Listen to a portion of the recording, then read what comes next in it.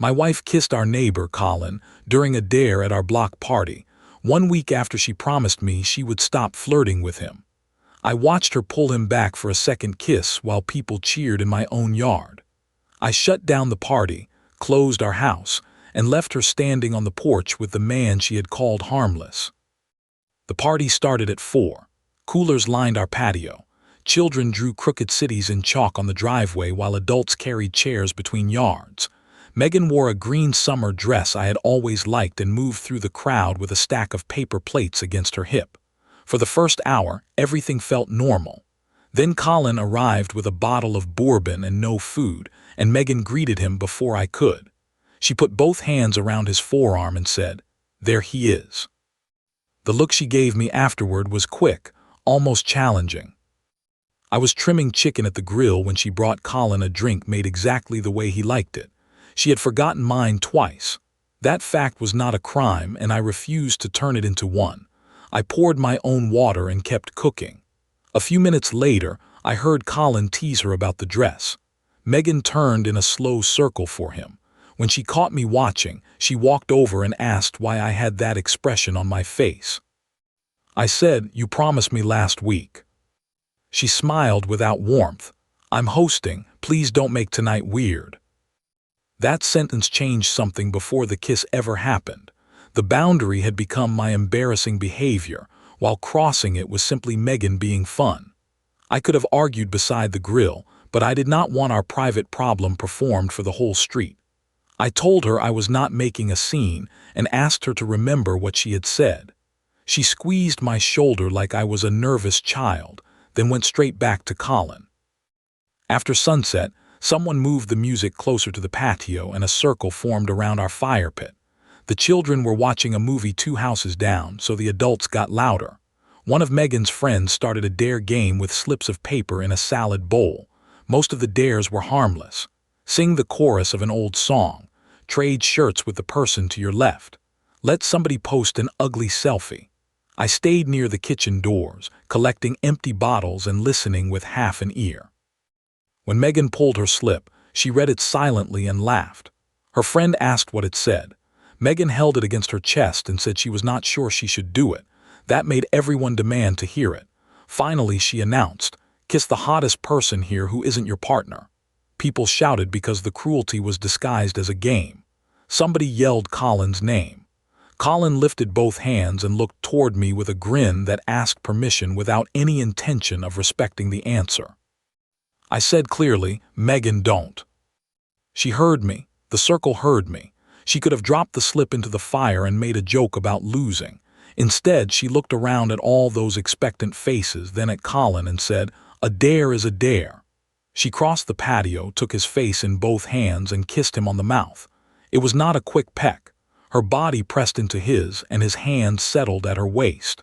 The cheering lasted longer than I expected because the kiss did too. Then Megan stepped back and looked directly at me. For 1 second the smile left her face. She knew exactly what she had done. Colin leaned away as if the moment were over, but Megan laughed, caught the front of his shirt and pulled him in for a second kiss. That one was shorter, but it was entirely hers. No slip of paper required it. No cheering made her do it. She chose the extra second because I was watching. I set down the tray in my hands. I walked to the speaker and turned off the music. The sudden quiet moved across the yard in pieces. A few people laughed because they thought I was setting up another joke. I went inside, took the spare house key from the hook, and told the people using our kitchen and bathroom that the party at our house was over. I did not yell. I did not call Megan a name. I gave everyone enough time to pick up a purse, a phone, or a sleeping child. Megan followed me through the kitchen asking what I was doing. I said, "I'm closing the house." She stared at me, "Over a dare." "Over what you chose to do with it." I carried the drink dispensers inside, turned off the patio lights, and latched the back door once the last guest stepped out. The larger block party could continue on the common grass if people wanted. Our bathrooms, our bar, our grill, and our home were no longer part of it.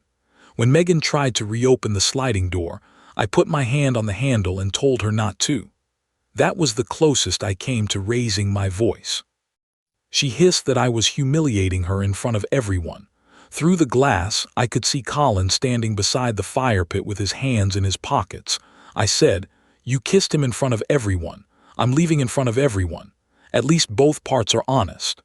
Then I went upstairs, packed clean clothes and my work laptop into a duffel bag and came back down. Megan was waiting at the front door. Her anger had shifted into disbelief. She said I could not just abandon a party we were hosting. I told her I had already ended our part of it. She asked where I expected her to sleep if I locked the doors. I gave her the house key from my ring. I was not throwing her out. I was removing myself. Then I walked past the guests carrying my bag, got into my car and left. I drove until the street stopped looking familiar, then checked into a plain hotel near the highway. My hands shook only after I closed the room door. I sat on the edge of the bed and stared at the carpet while my phone lit up. Megan and I had been married for 9 years. We were not the loud couple on our street, but we were the dependable one. We lent out folding tables, remembered which kids had allergies, and hosted the block party every June because our backyard opened onto the widest stretch of common grass. I handled the grill and the music. Megan made pitchers of lemonade and somehow got people who barely waved from their cars to sit together until dark. I used to love watching her work a crowd. She could make a stranger feel chosen in 30 seconds. That gift felt different after Colin moved into the blue house next door. He was recently single, close to our age, and confident in the way some men get when every conversation seems like an audition they expect to win. The first few times he came over, he was easy enough to like. He returned tools, brought good beer, and laughed at himself. Then I started noticing that Megan became brighter around him. Her hand stayed on his arm when she laughed. She found reasons to carry 1 glass of wine to his patio, instead of waving across the fence. I did not accuse her of having an affair. I did not check her phone or count how many minutes she spent outside. I told her exactly what I could see. One Friday, she leaned over our fence in a thin sleep shirt and talked to him for nearly half an hour while I made breakfast 10 feet away. Another night, she told him that if she were single, she would make him replace that awful living room couch. Colin looked at me and laughed as if I had been included in the joke. I waited until we were alone and said it did not feel friendly anymore. It felt like she was performing interest and expecting me to absorb it. Megan rolled her eyes at first. Then she saw I was serious. She said Colin meant nothing to her, that flirting was just how she talked, and that I was giving ordinary moments a sexual charge they did not have. I asked her one question. If I kept touching a single woman next door and joked about what I would do if I were available, would she call it ordinary? She went quiet. Finally she said, "No, I'd hate it." That conversation ended with a promise, not a threat. Megan said she understood why it bothered me and would stop. She even hugged me and said our marriage mattered more than attention from some neighbor. I believed her because I wanted the small discomfort to stay small. For the next week, she waved to Colin without crossing the yard. We planned the block party together. By Saturday morning, I thought the boundary had held and the tension was behind us. Hours later, while I sat alone in that hotel room, Megan called 11 times. Her messages moved through a predictable sequence. I was cruel. I was insecure. I had ruined a neighborhood tradition. Then came the softer version. She loved me. She had only been playing. I was turning one kiss into the end of a marriage. I did not answer that night. There was nothing useful I could say while my body still felt like it was standing beside that silent fire pit. I kept seeing the moment after the first kiss, when Megan looked at me and understood she had reached the boundary. The second kiss mattered because she crossed it with her eyes open. Every explanation that treated it as momentum or alcohol had to erase that look. The next morning, I texted that I would meet her at a diner at noon. She arrived wearing sunglasses and the same green dress under a denim jacket. She sat down, pulled off the glasses, and asked if I was ready to stop punishing her. Not whether I was all right, not whether I had slept. Her first concern was whether the consequence had expired. I asked her why she kissed Colin after promising she would stop flirting with him. She said the dare put her in an impossible position. If she refused, everyone would think I controlled her. I reminded her that I had said one word: don't. She leaned forward and whispered that saying it in front of people was exactly the problem.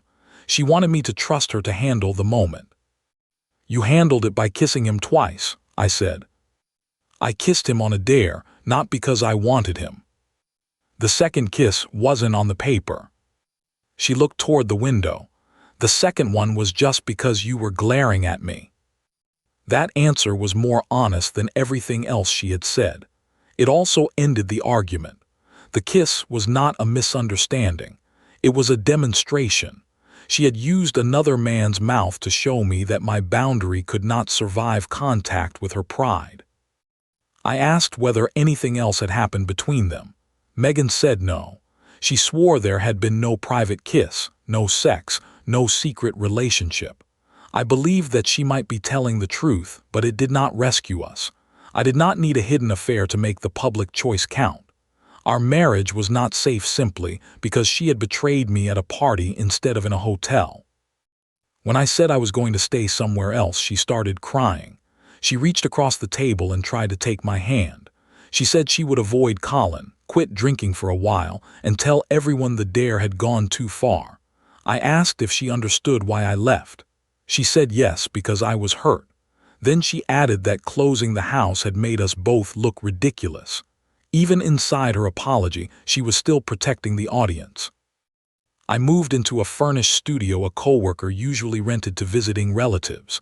It had one narrow closet, a humming refrigerator, and blinds that never hung straight. For the first few nights, I hated it. I missed my own mattress. I missed the sound of Megan brushing her teeth while I set the coffee maker. Separation did not feel powerful. It felt like reaching for familiar things and touching empty air. Megan called every evening. Sometimes she apologized. Sometimes she argued the definition of cheating. Once she asked if I really planned to end 9 years over 6 seconds. I told her the marriage was not measured by the length of the kiss. It was measured by what she was willing to break for those 6 seconds. She had wanted Colin's attention, the crowd's approval, and the pleasure of overruling me. In that moment, all three mattered more than the promise she had made. Colin approached me one morning when I returned to pick up more clothes. He stood at the edge of our driveway and said he wanted to clear the air. I told him the air was clear. He said Megan had kissed him and he had been caught off guard. I reminded him that his hand had been on her waist and that he kissed her back. He lowered his voice and said he never meant to disrespect me. I said, "You did. Now stay away from me." That was all. I did not threaten him or tell the neighborhood what kind of man he was. He had shown me. Megan had shown me. I was not going to spend my life prosecuting a scene I had witnessed from 10 feet away. A week later, 3 neighbors invited me to coffee because they wanted to repair the group. They spoke carefully about alcohol, dares, and how fast parties could get out of hand. One woman said Megan had been devastated since I left. Another said Colin felt terrible. I listened, then asked whether any of them would have laughed if I kissed a single woman while Megan told me not to. Nobody answered. I said I was not asking them to choose sides. I was asking them to stop calling a choice an accident, because the choice made them uncomfortable. After that, the calls slowed. The neighborhood returned to ordinary life. Trash bins rolled out on Thursday. Lawnmowers started on Saturday mornings. Colin stopped crossing our yard. Megan stayed inside more. None of it made me feel victorious. I had not wanted her isolated. I had wanted her to protect our marriage when doing so required one small, uncool act, refusing a dare. We met again 2 weeks later at the same diner. This time Megan apologized before she defended herself. She said she had liked making Colin want her. She liked that other people noticed. When I objected, she felt exposed, so she decided to prove that I could not tell her what to do. She admitted the second kiss had been for me, not for Colin. It was meant to put me back in my place. Hearing the truth hurt, but it also made my decision simple. I told her I would not return to a marriage where love depended on my willingness to be publicly overruled. She asked if we could start over slowly. Separate rooms, Counseling. No parties. No Colin. I said those rules might control the setting, but they could not restore the person I thought she was. I did not want to become her guard, and I did not want to spend every social moment wondering whether my discomfort would tempt her to punish me again. Megan asked if I still loved her. I told her I did, which was why none of this felt clean. Love had not disappeared when she kissed him. Trust had. I could grieve someone and still refuse to live with her. She covered her face and cried. I sat there until she could breathe normally, paid for both coffees, and left alone. Over the next month, we separated our daily lives. We spoke only when necessary. She stopped asking when I was coming home and started asking when I wanted to collect the rest of my things. There was no dramatic final battle. The marriage ended through smaller absences. My shoes disappeared from the entryway. My coffee mug left the cabinet. Sunday groceries became two separate lists.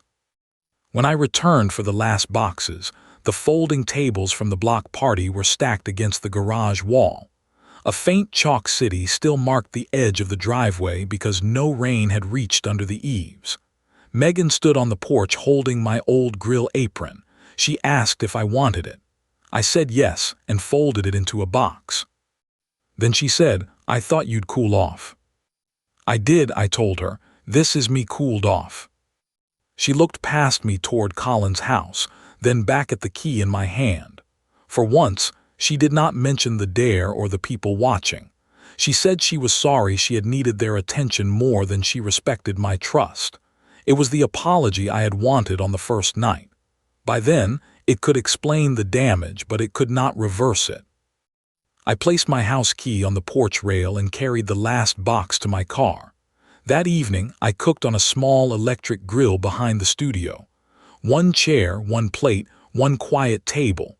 Somewhere beyond the fence, a group of people laughed, and the sound did not pull me back to that fire pit. It was just laughter again. I used to think calm meant staying in the room until everyone agreed I had been wronged.